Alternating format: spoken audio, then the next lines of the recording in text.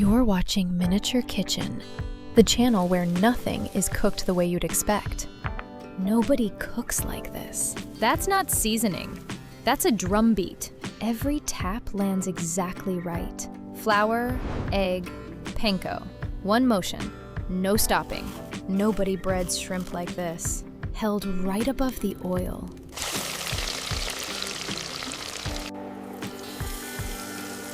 And it's in. Garlic, cream. One direction only. Wait, the dough is spinning in the air? Just motion. This is the moment everything changes. The sauce spreads on its own. The cheese falls like rain. Calm chaos. Somehow it works. Into the fire. And it explodes into gold. Shrimp, dropped from above. Bounce.